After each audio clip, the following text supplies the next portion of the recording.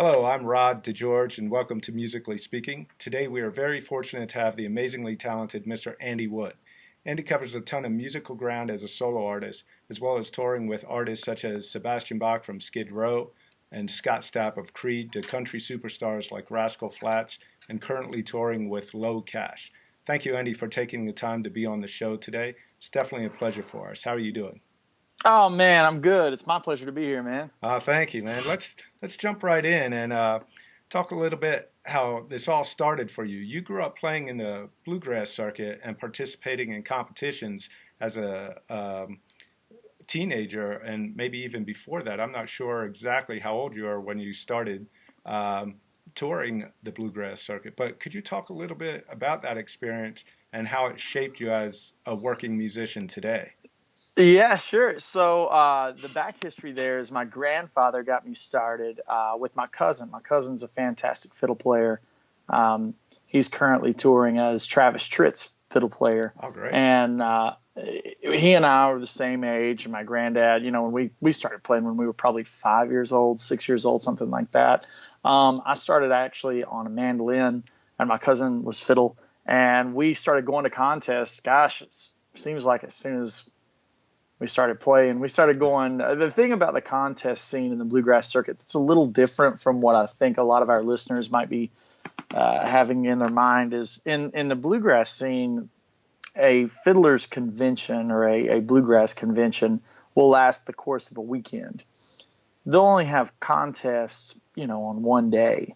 And the rest of the time, it's open jams and people hanging out and just playing music the whole Oh, time. great. Whereas I think in the electric guitar circles, contests are a little more cutthroat, and it's all Exactly. about this intimidation factor. And I'm lucky that I didn't grow up in that side of it. I grew up Yeah. where you went to jam all weekend, and at 4 o'clock you just played in the competition. Win or lose, it didn't matter. That it's much healthier as far as the mental side of it, Yeah, because it's definitely. it's an encouraging thing, not a discouraging thing. Right. Yeah. And my cousin and I, man, we throughout the South. I remember several that we went to all the time. We're in Kentucky, and we went to Georgia every year, and there's one in Loudon, Tennessee that we went to, and in North Carolina. Just throughout the Southeast, it was that kind of thing, and it was really good for he and I. It exposed us to not necessarily hardcore bebop jazz, but acoustic jazz through the newgrass scene and some of the more modern newgrass guys. So we were playing tunes like Minor Swing before we realized who Django Reinhardt was. Yeah. There's things like that. So it was, like I said, it was a really healthy, conducive environment throughout the summertime when we were out of school to just be around older players and learning. So Right. that's what that scene was like. Oh, cool. And how do you feel like that experience has shaped you in what you're doing today as far as preparation for uh, everything that's entailed in your working musician life today? Um, it's interesting because there's not a lot of parallels between the working musician and the traveling fiddle convention kind of guy. But what it did do, a lot of times I'm asked about my right hand technique, specifically alternate picking and cross picking. Yeah. I think what that did as a youngster was it was in the bluegrass environment. Some of the tunes are just innately fast because they're banjo tunes, Yeah. and I was so young that I didn't think that, oh, this is difficult to play at this speed. My brain just goes, oh, this is how this song goes. So Brian is my cousin. Brian and I were learning these more technically demanding, physically right hand demanding tunes at a young age. Luckily enough to where we weren't thinking about difficulty level. Right. So my body was just innately figuring out how to alternate pick and cross pick through tunes at a very young developmental age. And I think if anything gave me I don't like to use the word advantage, but an early start on that type of stuff. That helped kind of give me a thumbprint where I am now in the electric guitar communities. There's far more legato and hybrid playing, and so you kind of stick out if you alternate pick and cross pick. Yeah. Yeah. So it kind of helped me maybe the right word is find my identity in a sea of players. Like, give me something that makes me me, you know? Right. Cool. Very Yeah. cool. Yeah. Now, with coming from that background, can you describe a little bit about your first introduction to like electric rock guitar and like Yeah. I how can. how that affected you? Yeah, that's a really fun story. There's a lot of throughout the Southeast and Branson, Missouri, and Pigeon Forge, Tennessee. Those cities have a lot of theaters that are very Vegas-esque. They have a lot of country shows and usually star, you know, Barbara Mandrell or like stars of former years, and now they're doing these residency types of things. Dolly Parton's got a theater in Pigeon Forge called the Dixie Stampede, and you know, she doesn't perform at it, but it's a dinner show kind of thing. Right. And then there's Dollywood, of course, and then there's Country Tonight and all these various theaters, right? Well, Brian and I were playing in theaters when we were, you know, 15, 16, 17 years old. We were kind of like the youngest guys. They were like allowing us to like get into that world a little bit. And I was playing at that point. I hadn't started really playing electric guitar. I had an old Telecaster that I got when I was 12, but it sat under the bed. I never played it. My dreams were to be, you know, like more of a Sam Bush, Bela Fleck kind of guy. Yeah. And when I was 17, I was working in a theater called the Old Smoky Hoedown, and there was a guitar player that was the electric guitarist, and I played something, I don't remember what I was playing, an alternating 3-note per string thing on mandolin. And he goes, wow, that's like really Paul Gilberty. And I was like, who? Like, what? What is that? I don't even know what that means. Is he a mandolin player? You know, I had no clue. Absolutely no clue. So he makes me a mixed CD, I think, of everything that I should have known that I didn't. So on that, I still remember very specific things that were on it. Dixie Dregs, Steve Morse, Too Many Notes was on it. Oh, yeah. Eric Johnson's Cliffs of Dover, obviously. Steve Vai's For the Love of God. Some Randy Rhoads things that he was doing, you know, with that era of Ozzy. What else was on it? You know, some maybe like a random Van Halen song that, you know, wasn't something that you heard on the radio all the time, and maybe like I'm the One or something. Yeah. I don't remember, but that's funny. That's what came to mind when you said I'm the One. Yeah. It's something that's like in that realm of like Eddie playing fast. You know, exactly, it's like all the things I should have known. I think that was Racer X's Scarified or one of his, you know, technical difficulties. It was one of the obvious ones, you know. Exactly, the guy's name was Jimmy Green at Make Me This Tape, and it was the obvious things that everybody should know, and you know that I just had no clue. What resonated with me the most was the Dixie Dregs stuff. It was just redneck and hillbilly enough to where my mind could like wrap around it. Yeah. And Steve alternate picks everything, so it made a lot of sense to me when I was working on it. Right. The more intensive stuff that I didn't really understand was the Eric Johnson and the Steve Vai stuff. I remember getting this is before YouTube, obviously. I was a cusp child where I remember life before YouTube and life after YouTube. Right, I remember both sides of it. So I remember the first time I saw Steve do one of these, like he licks his right hand and just plays a bunch of notes with his left hand. I was like, oh, he overdubbed that. That's impossible. You know, I had no idea how legato and compression on amps and distortion. I had no idea how all these things made sense. So for the next, you know, 7 or 8 years, it was very much rediscovering music, and it made it fun and brand new all over again, because at that point I'd been playing mandolin for 15 or 16 years and had got, you know, fairly good at it, you know, for doing it so long. So to have this whole new world of music, especially on a stringed instrument, just kind of level me and realize you could do things on a guitar that I didn't understand. And you still, like, all of those things can't be done on a Martin, right? Like with exactly. 13s and an actor. So it was still fun to like, oh, wow, now it's like a new instrument, but it's not, you know? Yeah. So that was the whole thing that really got good to me, especially the fact that Mark O'Connor was one of my favorite fiddle players and still is, and he played with the Dixie Dregs for a while. And, you know, they had tunes where they would cover the Wabash Cannonball and all of these random fiddle tunes. I don't know if you remember a track that they used to play called The Bash. Do you remember that? Okay. I don't remember that one. The Bash is pretty funny because it is just a random bunch of fiddle tunes. Oh, yeah? It's not necessarily an original composition. The thing that's original is how they arranged it and made it one song. But I think they played like Wabash Cannonball and like Orange Blossom Special, and like they played all these random different fiddle tunes in there.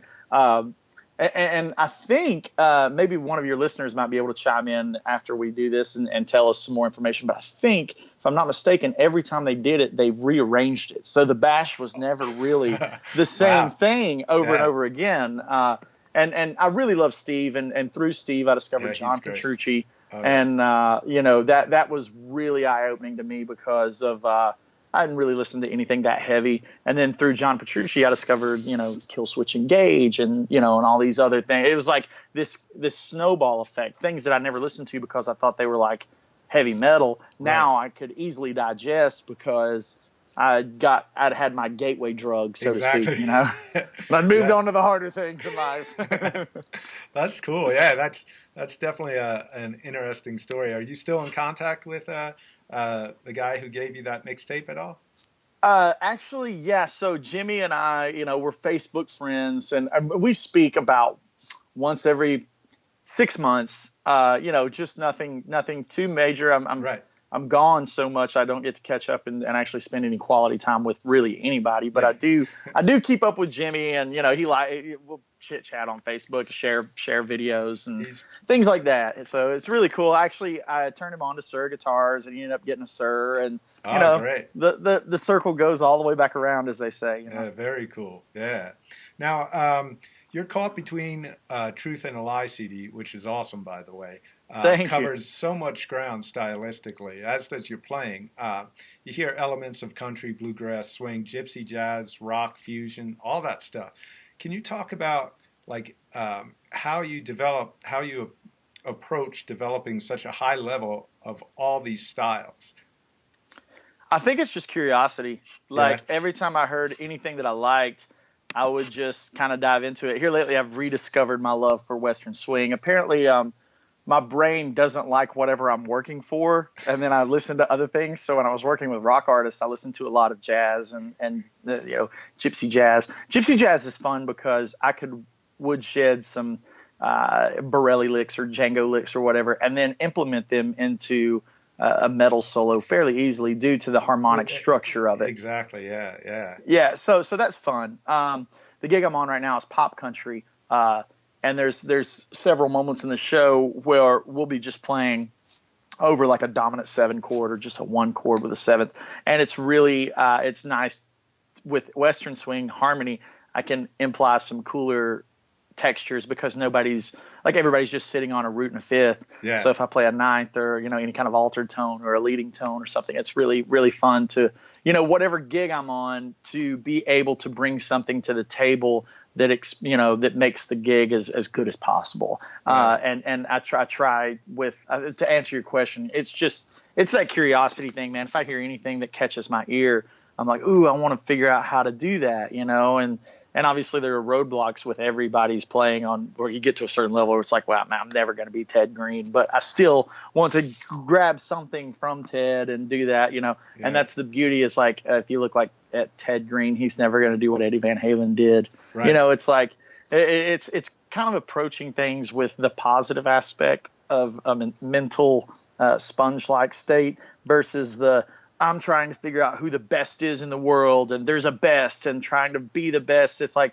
that's so subjective. It's like, you can't compare. Even with guys that are high technical proficiencies, like let's say John Petrucci or Guthrie or Sean Lane, like that doesn't relate at all to like Borelli. Yeah.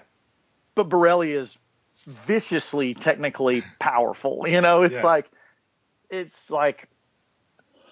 I always use the when I'm doing clinics, I always use the comparison of it's like a Ferrari and a monster truck. Like I really like both of them for different reasons, Exactly. And so anything that catches my eye or catches my ear, I kind of try to assimilate some of it, and I get a lot of inspiration from my peers too when I'll do clinics. Like, remember the first clinic I did with Tom Quayle? He and I hit it off, and he's one of my good friends now, and I love that guy. And it was fun to be around a guy that didn't pick any, and I pick everything, So it was fun to exchange that, and it opened up a level of my playing that I didn't know was there. Being around the Brazilian guitarist Andre Nieri this year at Sir, it was fun to be around a guy who is really more of a, full 5-finger kind of player, Right. and I loved the idea of doing something with a pick that, trying to cross pollinate all these things. So, from all of the levels of like a guitar hero, like Eddie Van Halen or whatever, to like your peers, to guys that just randomly show up on my news feed. It's like inspiration for me is everywhere. And I think that leads itself to having, when it comes time to make an album, to having this big wide range of colors. Right. The hard thing for me is to really hone in on something without it being too sporadic. The challenge of that record was making it make sense, because there was so much material there. I went into the studio, I think I had like 50 something demos. It was so much. It's now the challenge becomes, how do I make it make sense and make something mine? So just curiosity leads me across the entire board. Yeah, and you did a great job with that, making a double album and taking the acoustic and the electric, and it's pretty cool how you tied that together with The Truth and A Lie, same song acoustically. And now, how much different was that technically doing both pieces? Because one, when you have, you don't have overly high gain, but when you have high gain, you have to make sure you're not getting external noises. And when you when you don't have any gain, you have to make sure you're extremely clean and precise, and each note has a comparable level and dynamic to it, which is real important. Like, did you find that you had to adjust your technique at all when you're doing that? Okay, so this might be a long answer, but that's a really great question. The Truth side of the album was recorded with it's not the term no overdubs or no edits, but I did the solos in giant chunks. Like when I played a solo, I wanted to improvise, and I just improvised the entire thing. Like I didn't punch in and I didn't edit. Like that's why that side of the record was called The Truth, Gotcha. And if you notice in the live version, there is a clean Strat playing the head, and then a distorted guitar. There's like layers, and I had overdubbed, and certain things had harmony parts and all this stuff. So that specific song is really it was written on mandolin. It's not something that I would consider easy, but it's much easier on mandolin than it is on guitar. On guitar, when I wrote the head to the tune, it's something that I could cross pick on mandolin, and on the third note of the ascending arpeggio, I could alternate pick down for the rest of the line. It's 4 sets of arpeggios. It's like that modal thing. Right. And the last one descends down to the resolution. When I went to play it on guitar, I just kind of I was like, oh no. So I started our listeners can't see my hands, but my hands were like way stretched out. I was like, this is never going to happen at speed. So I tried to figure out how to tap it. And then I figured out a technique that I had never used before out of necessity. And it kind of helped me think in a new way, where I was cross picking the first 3 notes. So on guitar, it takes 4 strings to play the arpeggio. In Steve Morse's, some of his stuff, he does 4-string cross picking where he's down and back. Yeah. The problem with the last back half of the Truth and Lie arpeggios is that you alternate on the back part. So it's like you're cross picking and inside picking. Right. So I ended up cross picking the first 3 strings at hybrid, and then a down and then up. So it ends up being cross picking with hybrid playing. Not in the standard maybe Tom Quayle style where he's hybriding all the way through it, Right. Just the nature of it being 1 note per string until the back half, and then it's the uncomfortable inside picking. Made it a real challenge on the right hand to figure out how to do it. But I sat there and worked with it, and just kind of ended up figuring out a way, because the goal was there was no option that had to be on the record, you've got to figure out how to do it. It's like there's no way this can't be it. This is the tune just had been it'd been on my mind on mandolin, just the first half of it. And it's funny, the B section was written on electric guitar because I couldn't figure out where to take it on mandolin. Everything sounded a little too hillbilly, and it didn't didn't make sense. So when I had the gain on, that's when the singable line came in, and I was like, oh, nice. This has got a good melody and a good hook. Yeah. And that's something with all of my songs that I look for. My brain likes to have some kind of melody or hook that makes me remember a song. Right. Like exactly. that's just so it's funny that one half of the tune, the non-hooky section, if you will, the more exotic section, is written on mandolin, and then the more melodic was written on the guitar. But you totally nail it with the gain and the acoustic stuff. With the acoustic side of the record, it was just me with a mandolin and a couple of condenser mics in the room, and I think we had one mic way off in the back of the room that we blended in for reverb, because we wanted it to not sound like a reverb. We wanted it to sound like I was just in somebody's house, Exactly, yeah. And the whole truth side of the record, all of the reverb that you hear was room mics. Oh, that's great. So, Very cool. Yeah. And it was quite the opposite on the electric side. We were using things in the box, and by in the box I mean post-production reverbs and delays and stuff. Yeah. Now, with covering all those different styles, are there some that come more naturally to you, or are there some that you have to work harder towards, or is it just one of those things, like you said, being a sponge and absorbing everything? It's like you're interested in it and you just keep working until it feels comfortable? Or can you explain that process a little? Yeah, I think the innate answer to your question is yes to all of the above. So there are things that when I sit down, I innately don't have to try to figure out a physical technique to play it. So if I wanted to learn how to play, like a Nickel Creek song, like I really love Chris Thile stuff, there's no technical roadblock in my playing that can stop that. I just need to sit down and learn the tune to be able to play it. I've played mandolin for 30 years now, or almost 30 years. And it's like, there's no roadblock. There's no tapping on mandolin. There's no exotic technique. There's no Andy McKee body slapping. None of this thing happens on mandolin. There's literally nothing other than pick the note and hit the note. That's all you can get away with. So with that, learning mandolin tunes comes naturally. It's something that if you do anything for 30 years, things get natural. Yeah.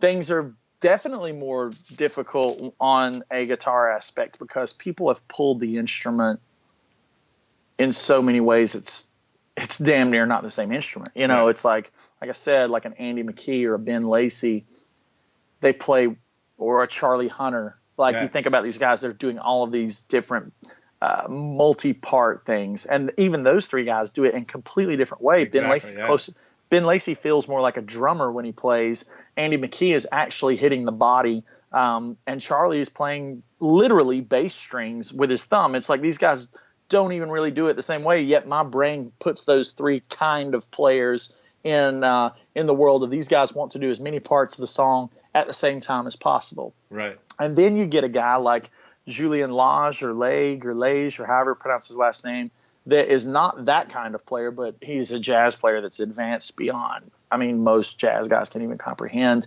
And then you take a guy like Brian Sutton or Tony Rice that play acoustic bluegrass, and they've taken that as far as you can go. Yeah. So, the world of guitar is so huge that even at the pinnacle of the expertise, if you look across, there's all these other pinnacles.